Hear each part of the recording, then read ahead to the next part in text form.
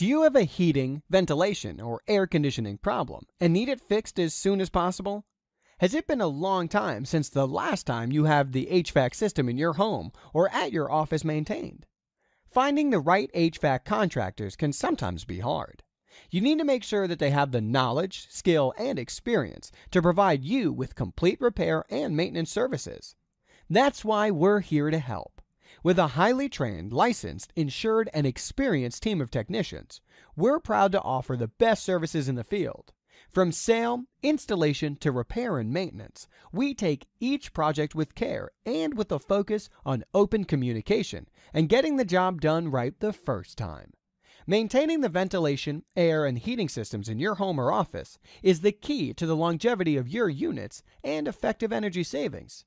So don't risk your money on an ineffective HVAC system. Call us today.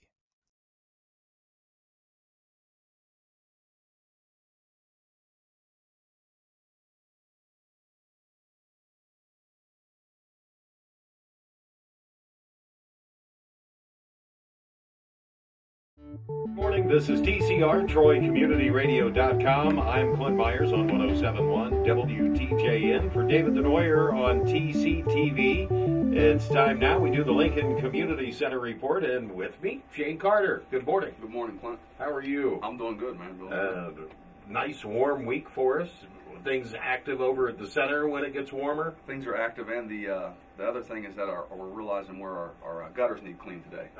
We got some places where we got to clean up the gutters. But yeah, it's things have been busy, and we got the gym floor done, so now we're ready to get ready for the spring, we think, and start gardening and getting the outside cleaned up and stuff like that. All right, thinking spring, Easter's coming up, and you've got your big extravaganza. Yes, we do. Saturday, March 26th, and in conjunction with Troy Rotary Club, this will be the third year they've helped us host it.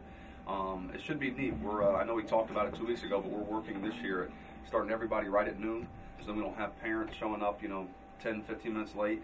And we will split the kids up, so please, all the listeners, be there by 11:45 so you can get directions and instructions.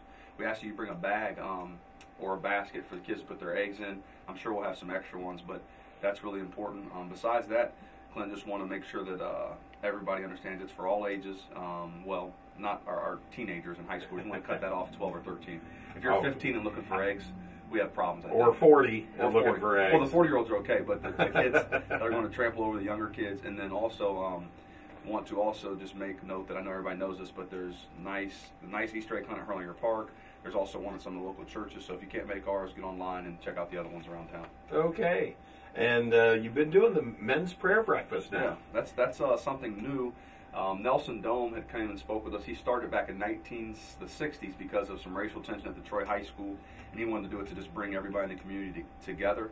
And we started it this past Saturday. We had a good turnout. The mayor came out. Just a lot of just people from all different churches and areas of town. And we had about 35 gentlemen. It starts at 7:30, so you got to get up early to get over there. But it was neat. And we'll have the next one on Saturday, April 22nd. Really what it is there's a leading opening prayer. We fellowship, eat breakfast, and we're out of there by 8:30. So it's a time to get together and fellowship with everybody. And they thought the center, as a committee, would be a good central location. So then maybe, Clint, if you had it at your church, maybe I didn't feel comfortable at your church or whatever that may be. And we think it's working out. I think based on the turnouts, it's been pretty good. So good. Now, you had mentioned that you just got the gym floor. Now, what do you have done with the gym floor? Well, we had Cincinnati Flooring come in, and what they do is they take I call it like a deep scrubbing machine. They scrub all the old polyurethane or whatever off. Strip it down. Strip it down. There you go, stripper. That's what it's called. They stripped it down, and then they painted, or touched up some of the lines, like volleyball lines, out of bound lines, and then they put a new coat of poly on it, so it's nice and sticky now. So it's been neat. The only thing about it is it's so when you get it done, then you can see all everything mud wise. So it's pretty. You got to be pretty anal about if you've got boots on, and it's always been high traffic floor because you go to our restroom, you just cut across it. But we're hoping that it can last us again until coming into the winter. All right. Well, you've got spring basketball getting ready to start, and you're looking for referees and coaches to try out that new floor. Yes, we are. We need obviously trying to get some parent volunteers, but we just need to reach out to the community. We're in need of people even to run the clock, to help with just basic coaching of young kids, refereeing. It's nothing besides calling out of bounds and fouls really at this age. And Clint, we have we probably have 100 kids signed up. I have myself and my staff and some volunteers to help, but to keep that thing organized and not chaotic, we could probably use 5 or 10 more volunteers. So you don't have to commit to every weekend. You don't have to commit to the whole 4 hours, but we start on Saturdays around 9 a.m. We're done by about 2 p.m. And if you want to work with pre-K or kindergarten age group, that's fine. If you want to work with high schoolers, that's fine. But we really need some quality people to help us just keep the organization together. So, what would folks need to do to get involved? Yes. Well, first and foremost, I'd say just come down to the center. That way we can fill out a volunteer agreement form. We can also email that to you. So if you want to contact myself or Nicole Burton at 937-335-2715, or just drop me an email at scarter@lcctroy.com. I'll send over the volunteer agreement, share the schedule with you. And like I said, if you can come one weekend out of the year, that's still awesome to us. So. All right. Now, you guys always do a big cleanup day for Earth Day. Yes, and that's coming up Friday, April the 22nd. We, this year, are looking to work with UTC Aerospace and then looking for other volunteers. Last year, U.S. Bank came out, but we'll get the garden prepared, plant flowers, clean up our back area, which has trash and stuff that's been blowing all winter.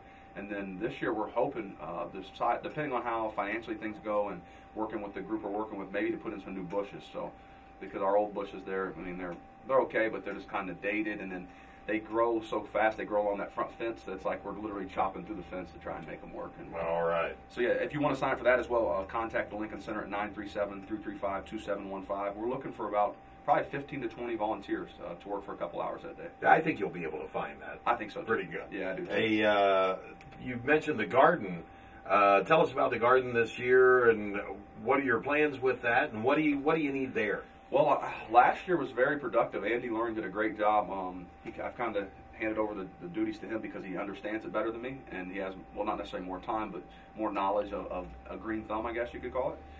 What we're planning to do is obviously start the garden earlier and expand it, but we want to be able to also take them to farmers market as far as the produce, but we want to allow the kids this year to like take the vegetables home and do some healthy eating at home. Okay. We thought about that last year and tried the initiative. I think that we struggled because we didn't have a planning and organizational meeting with the parents.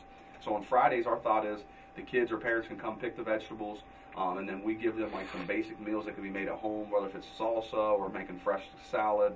So we want to do that. The other thing we want to do is try and maybe attend a farmer's market besides Troy, like expose the kids maybe to a farmer's market in Dayton or expose them to another place because of being able to use the van this year.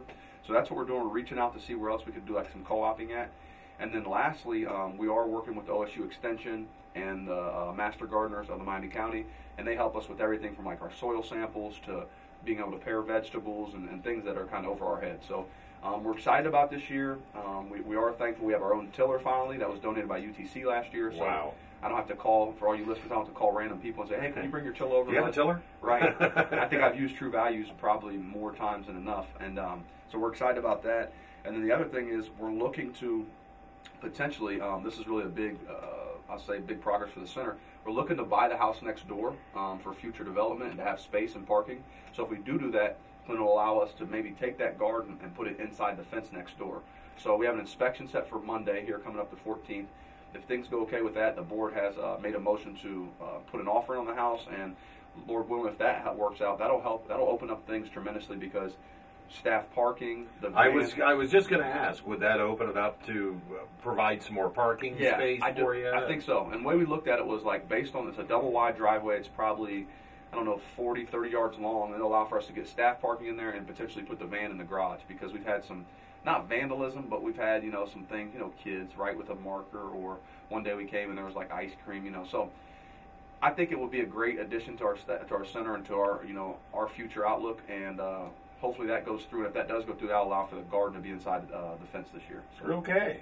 Things looking good over there. Yeah, things are looking good. I tell you, financially, Clint, we as a nonprofit try to run it like a business in that we budget and stay within our budget, but we've been very fortunate that a lot of our board members and some corporations have kicked in some extra money, and not that it allowed us to say, okay, we can just go purchase a house with cash, but allowed us to be financially stable to where we can utilize credit if needed and not be, when I got there in 2011, to say the least, financially we were at a bad place, and a bad place meaning that we were struggling to keep our utilities on. we were struggling with our staff employee wages and being able to grow and be able to offer more hours. So I think through hard work and good stewardship, we've overcame that, but it's always an ongoing effort. You know, it's not, we're one pipe away from our bank, busting from our bank account being empty. You know, And I think for most people, that's, I think a lot of they can nonprofits, understand that and know exactly. and businesses in general. I mean, when you're Yes. dealing with a 100-year-old building and you're responsible for the maintenance of it, you're only one day away from things, you know, getting hectic. Right. So, and I'm You know, aware like of you that. say, that pipe breaking in a wall somewhere. Yes, and all of a sudden we're in trouble. So we're thankful for where we're at. We wouldn't be able to do it, Clint, without you guys and the people that have helped us here in Troy. I, as the leader of the center, I just have to be a connector. I have to be more than that, but it's important for me to be a connector to connect resources to the center for the betterment of the kids and what we're doing. And without that, I don't think the building would be where it's at today, and our programs wouldn't be. So I can't take all the credit, nor would I want to. I think as a city, we should pat ourselves on the back because the center struggled for a long time, and because of the community involvement, we're in a better place today. Excellent. It's for the kids. Absolutely. It's all for the kids. One more thing wanted to touch on this morning. Your art program, how is that going? That's a new program. It is. It's going good.